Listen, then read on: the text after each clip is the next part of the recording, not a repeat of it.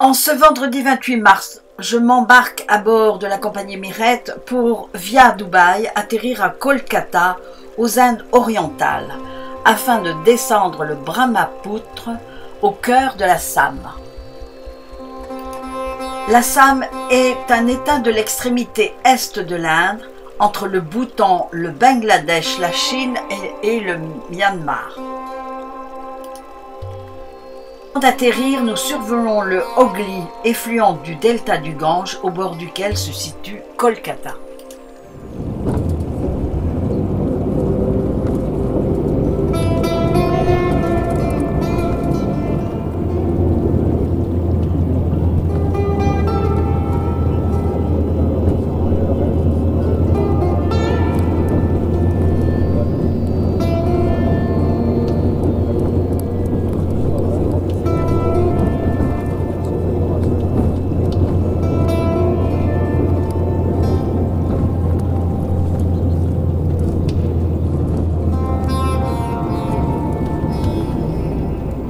Kolkata en Bengali, anciennement Calcutta, est la capitale d'un état de l'Inde appelé Bengale occidentale.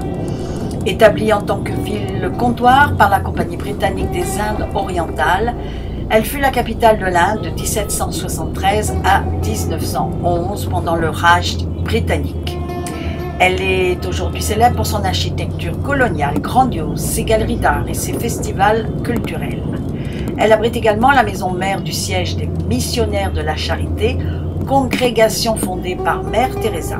Cette dernière est enterrée dans la maison mère que nous visiterons à notre retour du Brahmapoutre.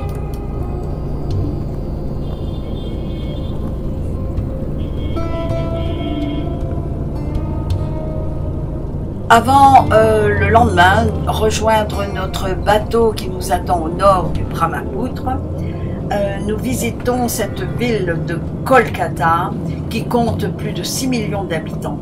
Une ville fascinante, trépidante, colorée, coatique, comme l'Inde, toute l'Inde, Incredible India.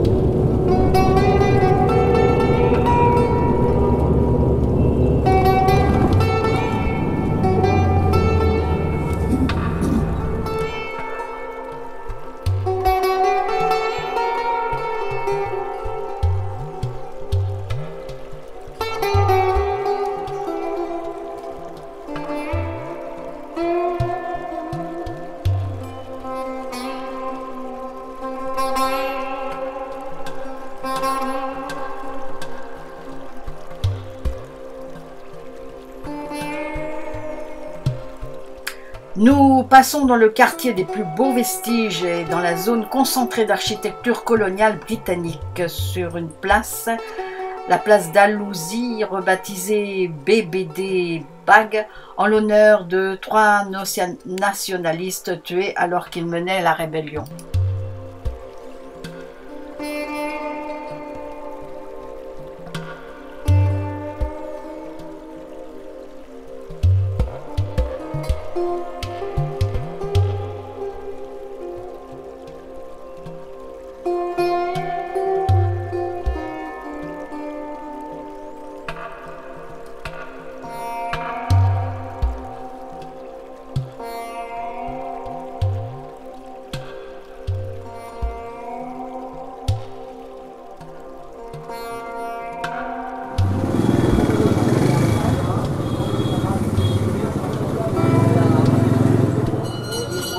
trop avant.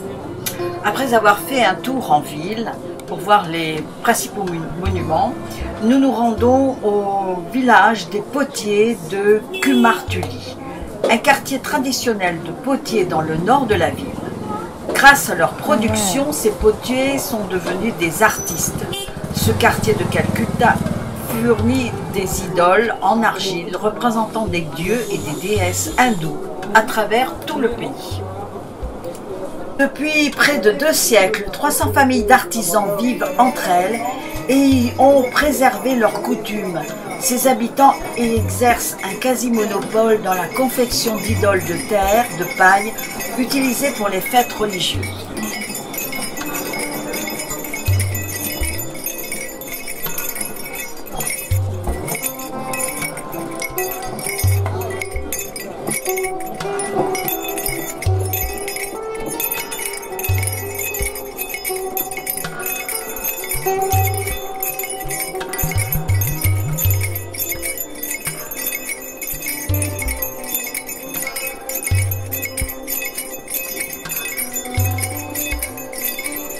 L'histoire de ce quartier de potiers remonte à un demi-siècle.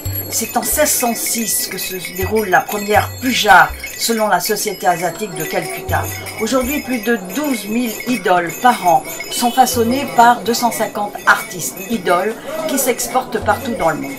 La sculpture indienne ou pandal de Kumartuli reprend les canons indiens traditionnels. On en trouve de différentes tailles en fonction des utilisations et des moyens du client. Une idole est faite en plusieurs étapes. La première consiste en la création d'une armature ou squelette en bois, généralement en bambou. Ensuite, cette armature est recouverte d'un mélange de paille argile afin de donner à la sculpture ses volumes généreux. Après, l'artiste sculpte l'idole, travaillant particulièrement les membres qui seront visibles comme la tête, les bras et le buste. L'idole est ensuite peinte, puis habillée. Chaque artiste est spécialisé dans une étape particulière, tous se relayant. L'étape la plus importante, c'est celle appelée Shokuldan, lorsque l'artiste le plus mûr de l'atelier maquille les yeux de la déesse. Ensuite, ces idoles retourneront dans le Gange, puisqu'elles s'effaceront, elles sont naturelles, elles sont faites avec la terre du Gange, elles retourneront mourir dans le Gange.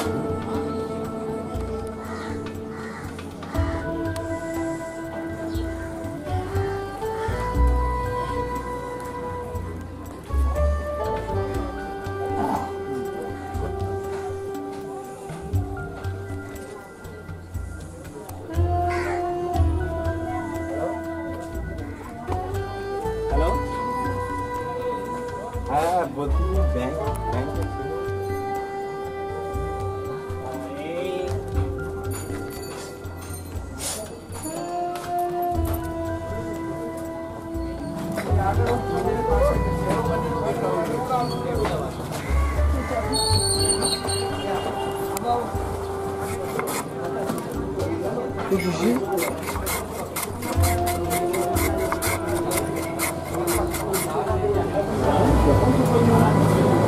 Là, que Bertrand arrive à la fin, c'est comme ça qu'on fait un arrêt. Pour une photo. Une photo.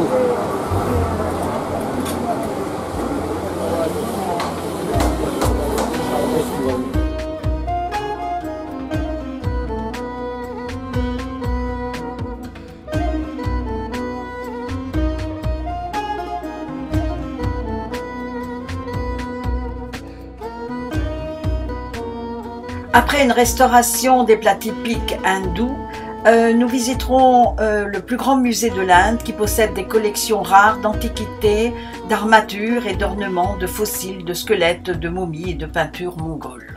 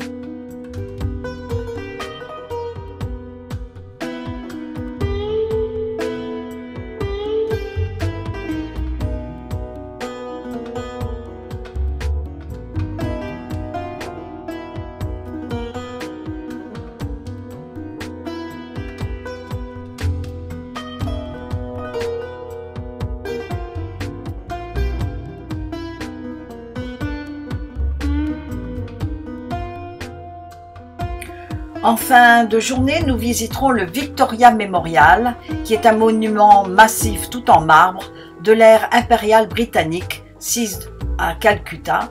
Il fut érigé au début du XXe siècle à la mémoire de la reine Victoria du Royaume-Uni, qui s'était attribué également le titre d'impératrice des Indes. Il est situé au milieu d'un espace transformé en jardin public où les habitants viennent s'y reposer et y faire quelques photos.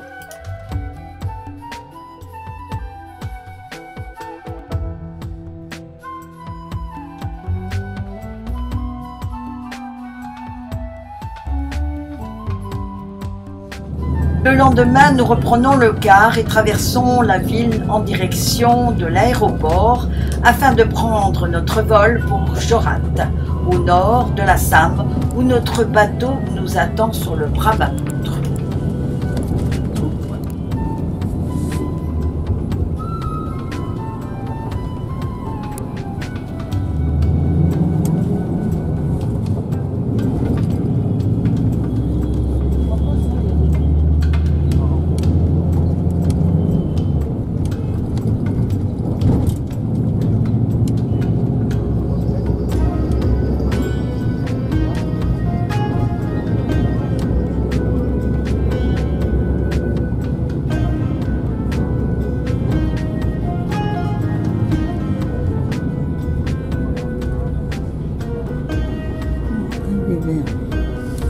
Qu'est-ce qu'il y a comme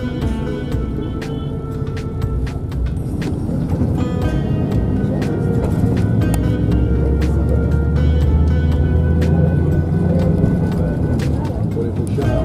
Michel, t'as raté les bouchards. T'as raté les beaux chars. Les chars décorés. Ah, ils étaient là. Ah, de ce côté-là. Ouais, alors là, il y a là. Oh. Toi, tu parles, voilà, mais il y a celui qui s'est passé. Qui se regarde.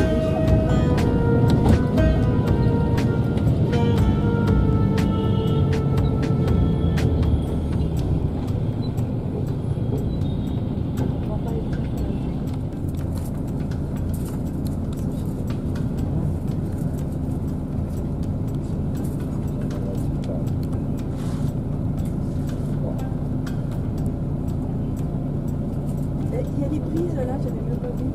Oui. Ah, dans le car, c'est bien.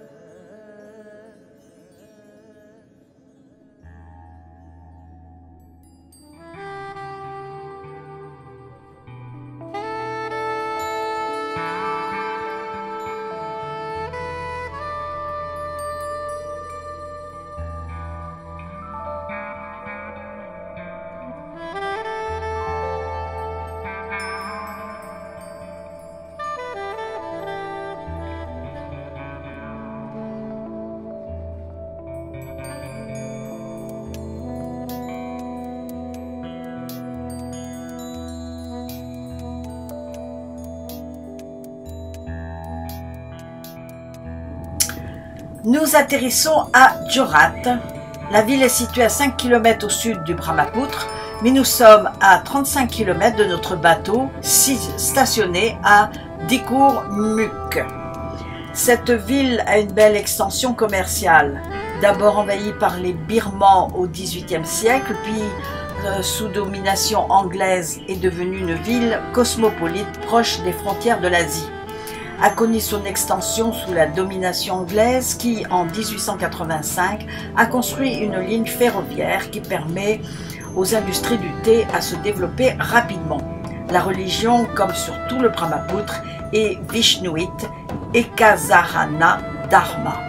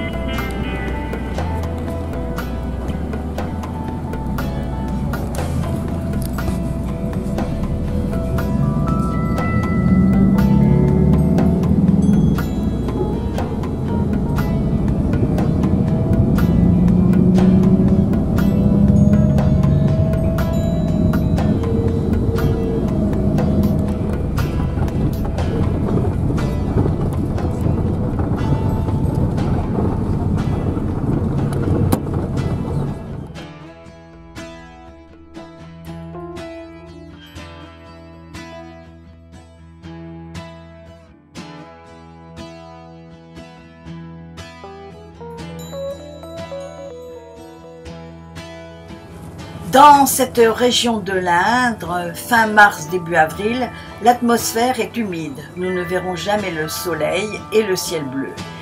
Il fera bien souvent plus de 30 degrés. Le lever du jour se fera vers 5 heures et le coucher vers 17h30. La couleur du ciel et du Brahmapoutre se confondant dans une opacité de gris.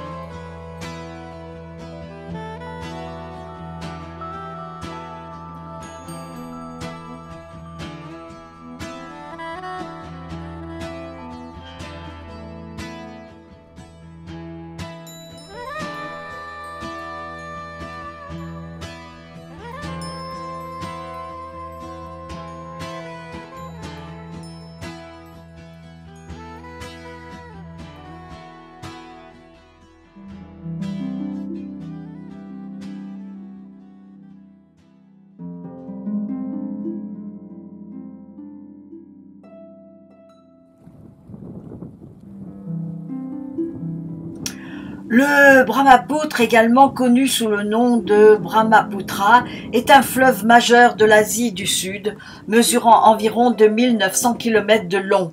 Il prend sa source dans l'Himalaya indien à une altitude d'environ 5542 mètres, au glacier Jimayanzoing, et traverse des pays comme le Tibet, l'Inde et le Bangladesh avant de se jeter dans le delta du Gange. Le fleuve est connu pour son bassin fluvial qui couvre environ 900 000 km² et est un exemple de rivière en tresse, formant fréquemment des barres de sable temporaires. Le nom Brahmapoutre signifie le fils de Brahma en sanskrit, soulignant son importance culturelle et historique dans la région. Au fil du Brahmapoutre, nous découvrons la première ville, la Sibsagar, l'ancienne capitale du royaume Ahom, qui régna sur l'Assam pendant plus de 6 siècles avant l'arrivée des Britanniques.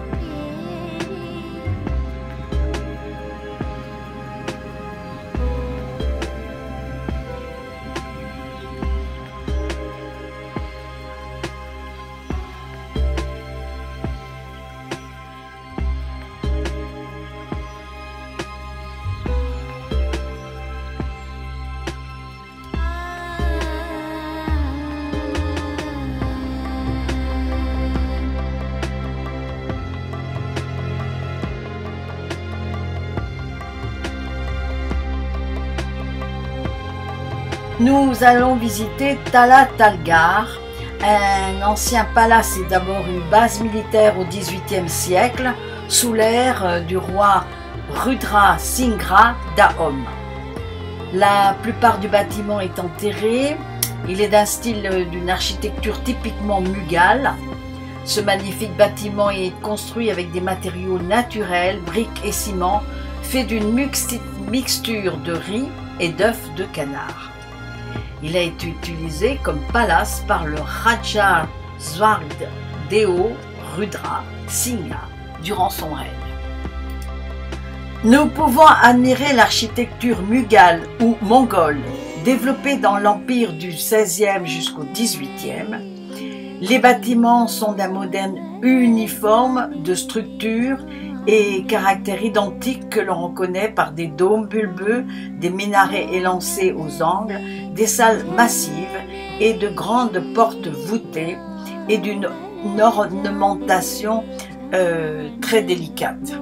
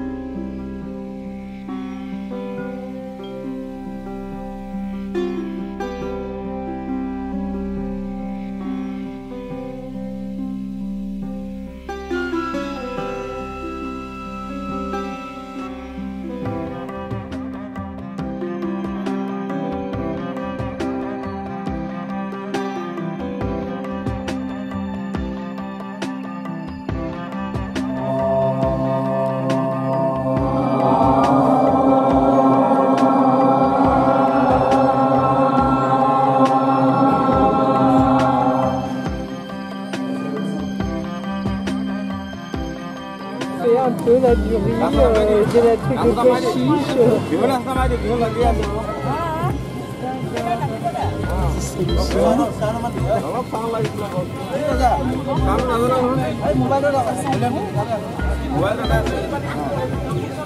Puis là-bas aussi, il y a la cantine chinoise.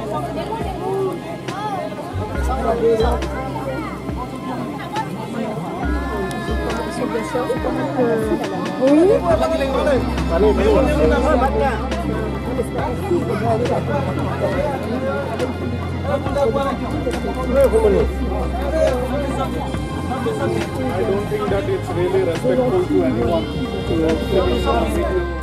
Nous visitons Rangar, ou dit la maison du divertissement, dans le même style Mughal. C'est un pavillon énorme, à 2 étages, qui servait lors de représentations sportives. Les nobles et les rois de l'Empire, Ahom, étaient des spectateurs de jeux, comme le combat de buffle et d'autres sports à Rupati Patar. Patar signifiant chant en assamais, et en particulier pendant le festival Rangali Bihul dans la capitale Ahom de Rangpur.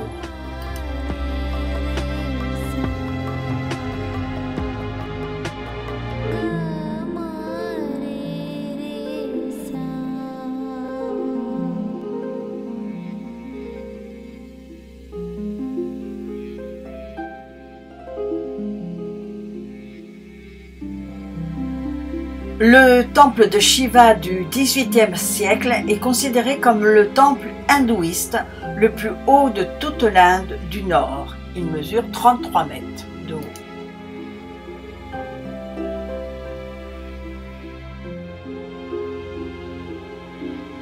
Chaque fidèle revêt autour de son cou le gamosa, ce rectangle blanc avec une bordure rouge, objet iconique de l'Assam, qui reflète l'héritage de ce peuple. Le culte du peuple du Brahmaput est l'hindouisme, ou plus particulièrement le Mahapurushya Dharma ou l'Ekasarada. C'est une secte religieuse du mouvement Bhakti, fondée par Srimanta Sankardeva au XVe siècle. La plupart des pratiquants vivent dans l'Assam. Elle rejette les rituels védiques élaborés et remplacés par la prononciation d'un dieu, Sravana Irkana. Le monastère, c'est le satra, les lieux de prière, le nangar, et sont des institutions importantes de la société assam. Ce culte est également à l'origine de chants, bongir du théâtre, ankya-naat et de la danse satriya. Historiquement, cette religion s'est opposée au culte des idoles et aux sacrifices animaux communs dans d'autres formes d'hindouisme.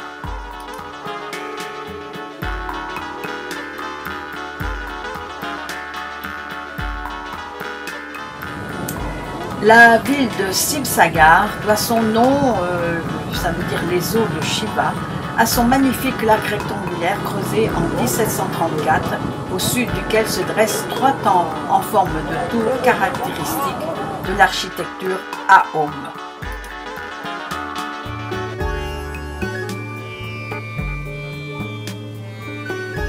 Dans l'après-midi, nous débarquons en chaloupe pour une promenade à pied jusqu'au village de Salmara.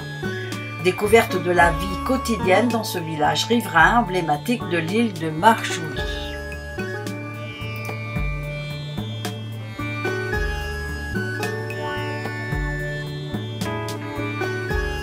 L'île de Majuli se trouve aux confins de plusieurs cours d'eau. Au sud coule le Brahmaput, tandis qu'au nord se joignent un bras du Brahmaput appelé Kerkutia Tsuki.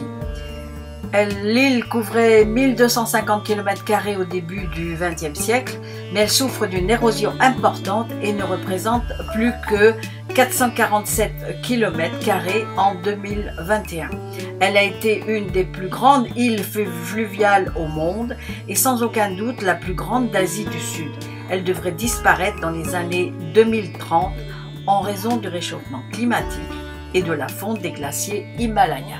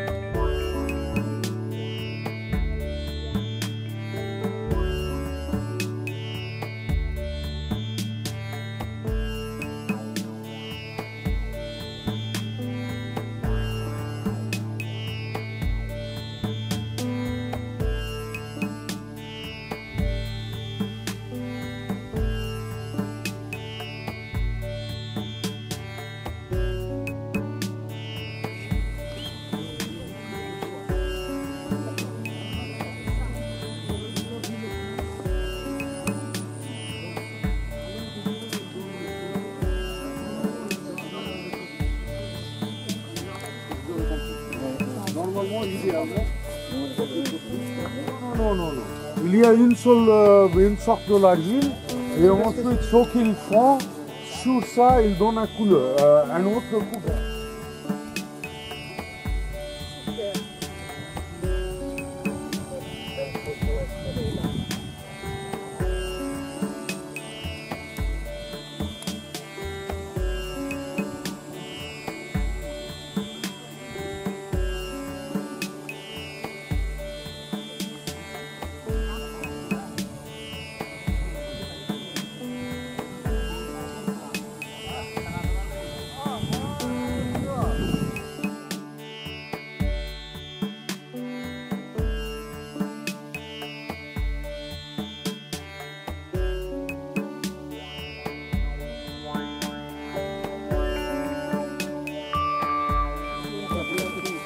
Là, moi je passe ce soir avec qui le test. Ça y est, la maman elle est venue. Voilà.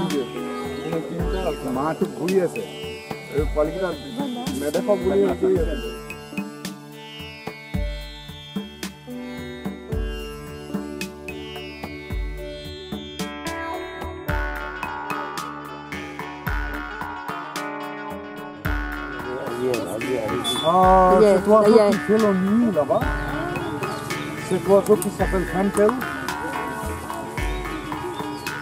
Voilà, il est parti.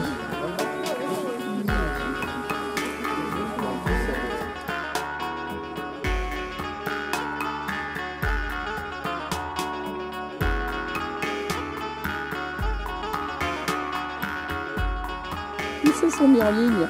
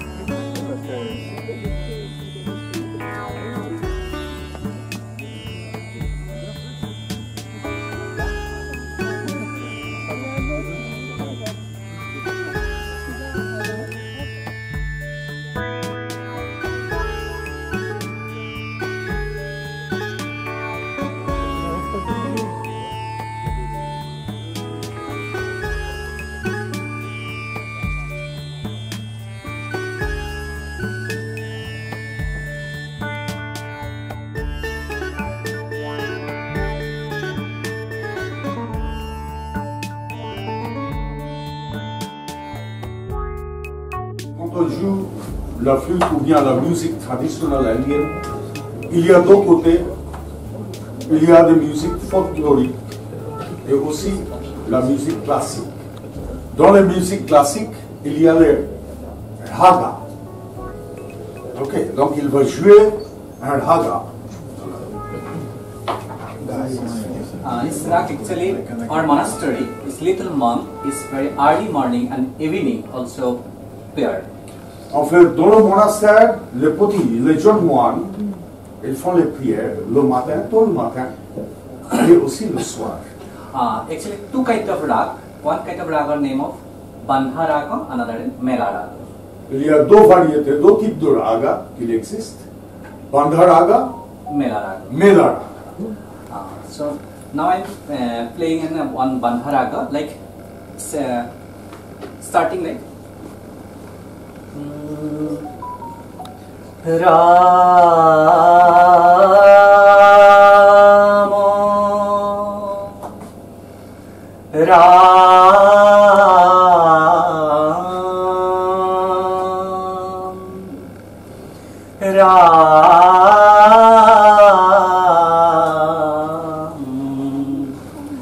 Hari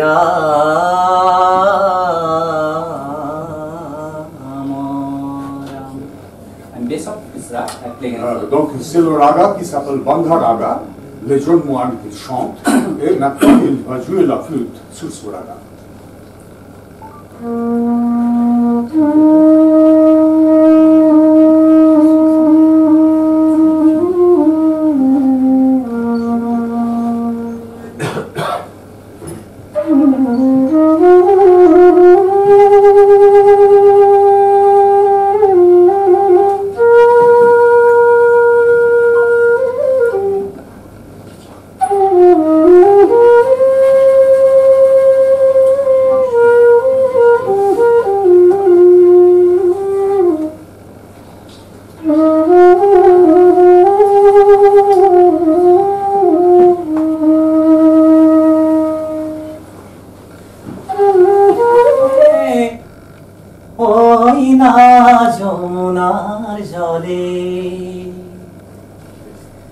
তোমরা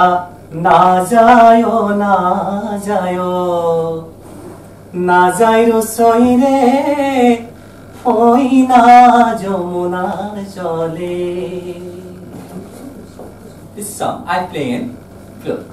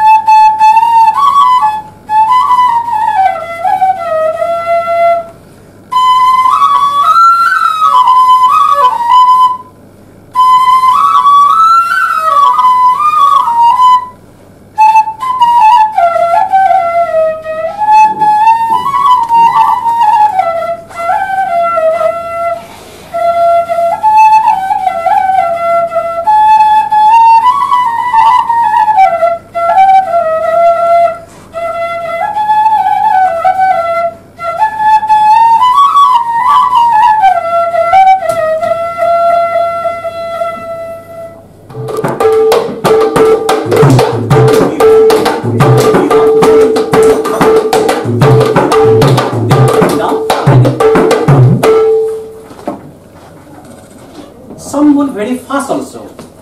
Takiri kitakiri kitakiri kiram kiti takiri kitakiri kitakiri kiram kiti.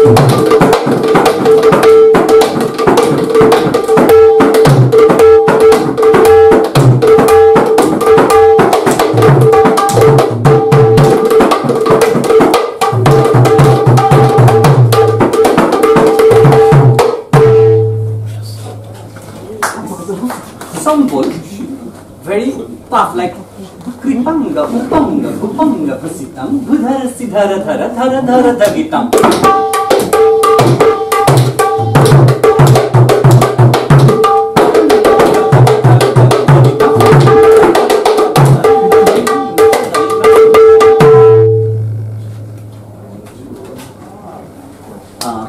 Basically, some.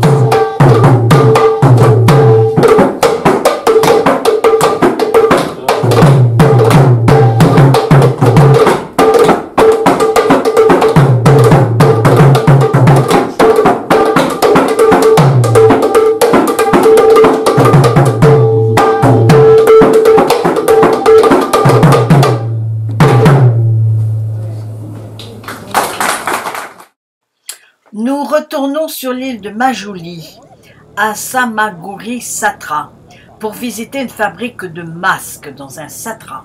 C'est une tradition historique de faire des masques reflétant l'art en interaction avec la danse. Le satriya masque, ou muka, est biodégradable. Il est fait de matières naturelles, comme le bambou, la canne, l'argile, du Brahmapoutre, la fibre de jute, le papier, le coton, le tissu, la tige de chola et aussi des excréments de bœuf, et les peintures sont en couleur naturelle aussi.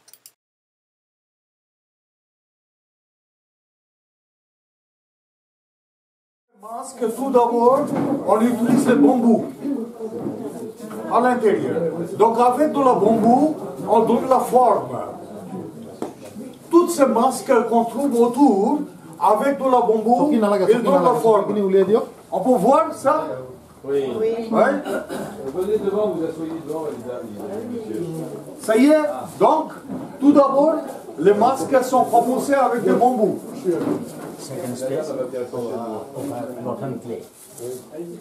Le deuxième étape, sur la bambou, il donne la tissu en coton avec de l'argile. Donc, tissu, c'est mélangé avec de l'argile, il attache. Et ensuite, maintenant la forme commence à arriver. Maintenant, il donne la forme avec de la bouse de vase. Ah, la bouse de vache. Ça éloigne les mouches. Hein? Oui. Bouse de vase. Les moustiques. Ah oui, les moustiques, ça part. Ça va. Ça part. Et ensuite, sur ça aussi, encore le tissu. En coton. Et finalement, c'est la couleur. Donc c'est des étapes. Toutes ces masques qu'on trouve ici, c'est les mêmes étapes qu'il suit. Et c'est une tradition depuis longtemps qu'il continue. Ok, donc ce monastère c'est connu pour fabrication de masques. Et les gens utilisent les masques pour les pièces de théâtre, ou aussi ils font des pièces de théâtre.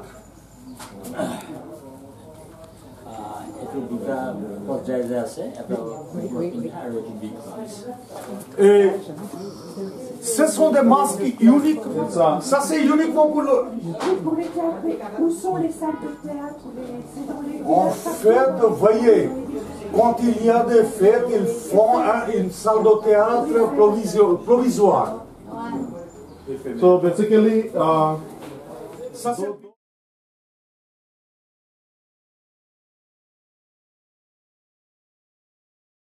C'était le monsieur derrière. Non, c'est la garde, c'est le garde. and earlier, this technique, how to make the mask, it was only in the monastery. But he is now passing it to the villagers. that to keep it alive. Le président Draupadi Murmu a remis le prix Padma Shri à M. Chandra Goswami dans le domaine de l'art lors de la cérémonie d'investiture civile à Rashtrapati Bhawan à New Delhi.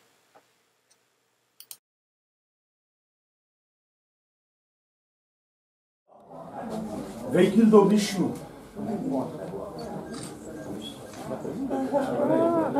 Oui.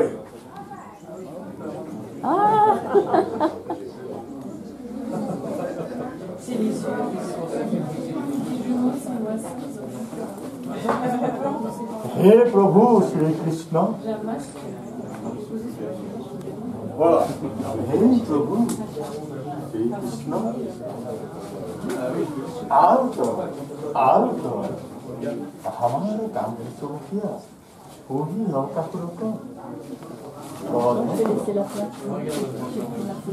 प्रभु जान घरदाल ले आइबा जान घरदाल ले Donc, une demande.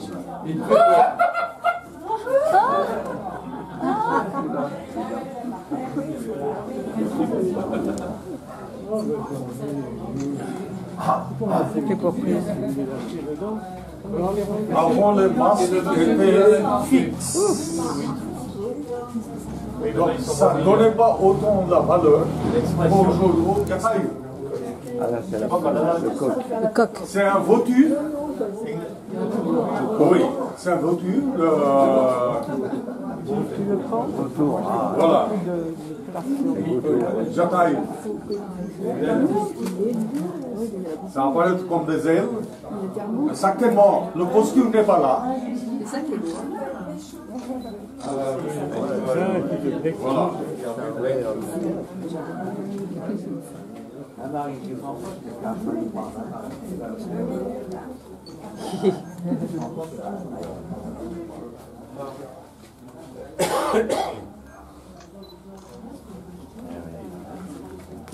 C'est quoi?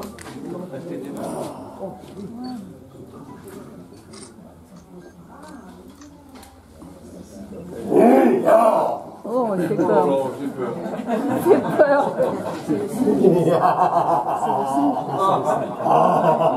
Sublime. Bali. Hamu istinhan adhipot Adiraja. Voilà. Adishtizano mohana kamasina. Adipotami. Adinahi. On est d'accord avec lui.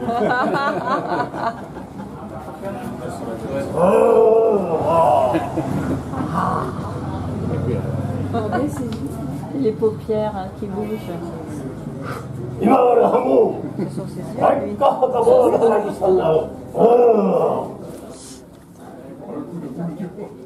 Donc, dans le Ramayana, on connaît le singe qui a aidé Rama, Moïse. Une femme, une belle femme, Moïse. On dirait une tahitienne.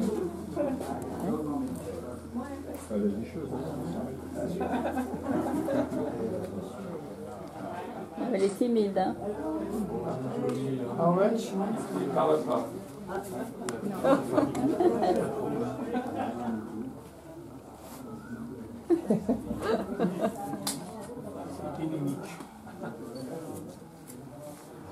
Donc,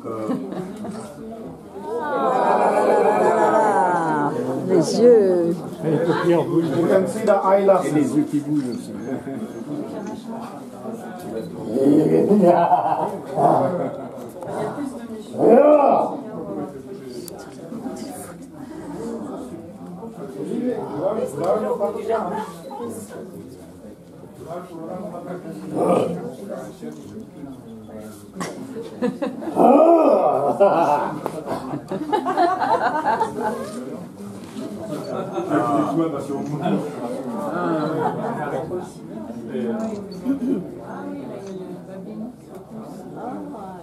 T'as vu les babines? Ouais. Ah ouais, c'est ultra réaliste. Bien fait.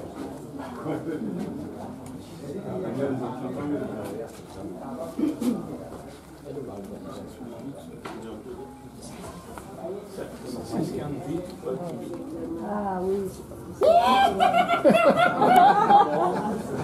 Il y a le bruitage. Donc, voyez, ces gens-là, qu'ils connaissent ces histoires, quand ils voient.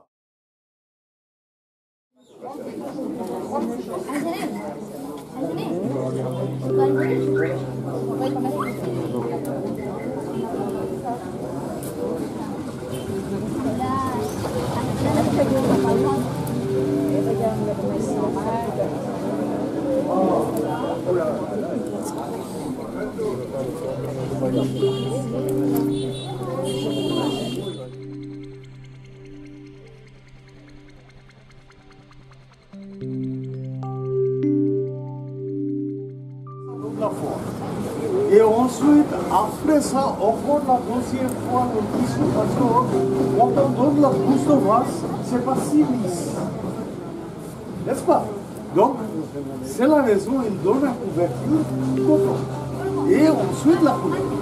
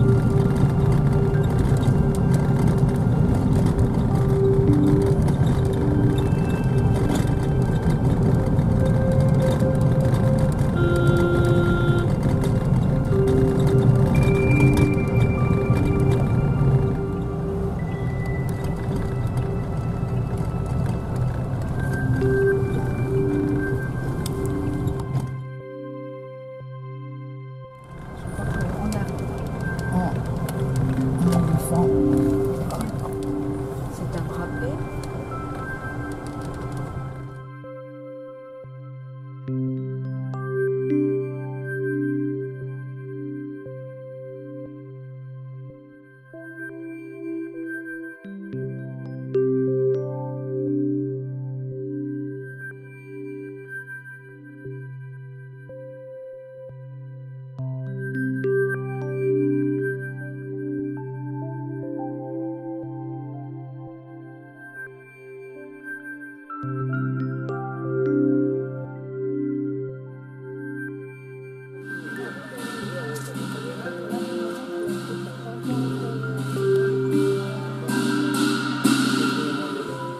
Allons, s'il vous plaît.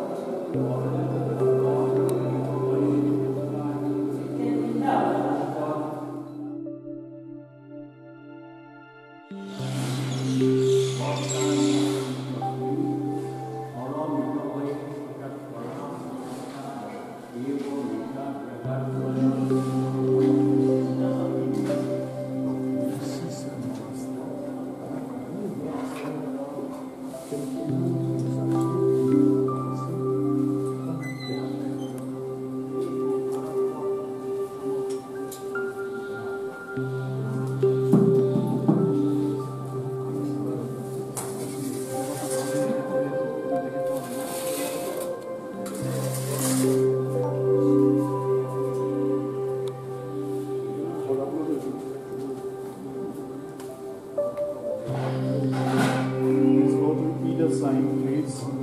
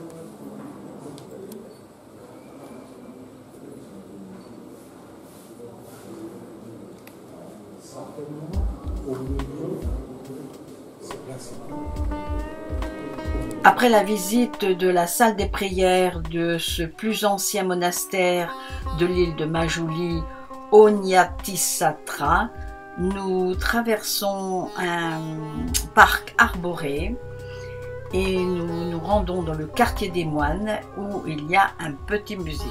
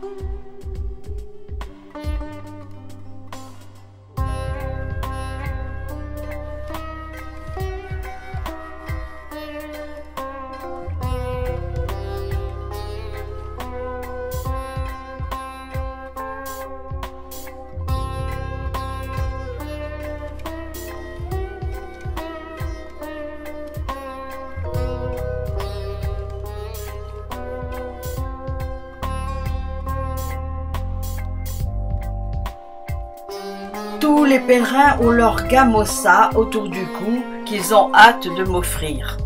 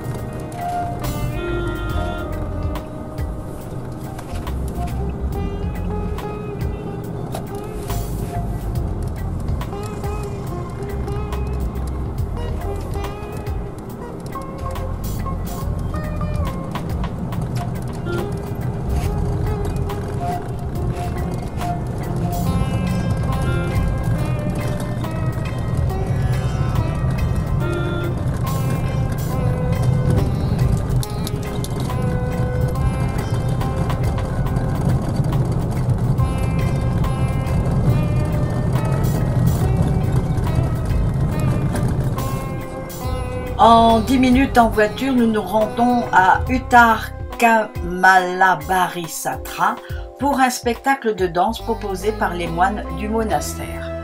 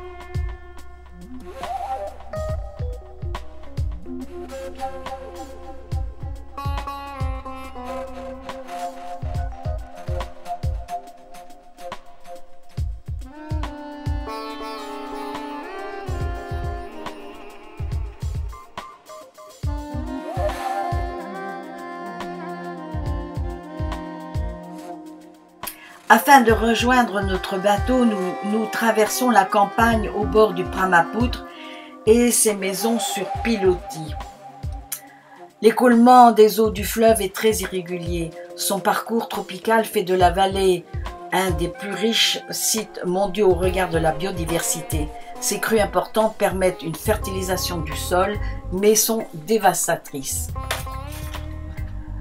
Dans son cours inférieur, qui est sacré pour les hindous, le fleuve est utilisé pour le transport des produits agricoles. Il traverse durant 725 km la large et fertile vallée de l'Assam.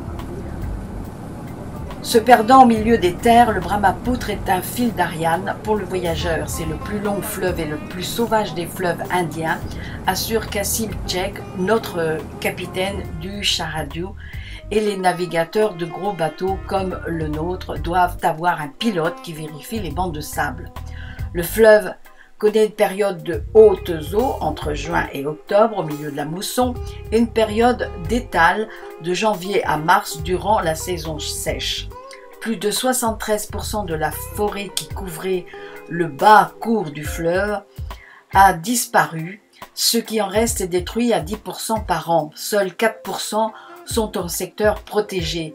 Des espèces emblématiques d'oiseaux et des 126 espèces de poissons. Avec le réchauffement climatique, les îles et les bords du fleuve disparaissent au fur et à mesure des moussons.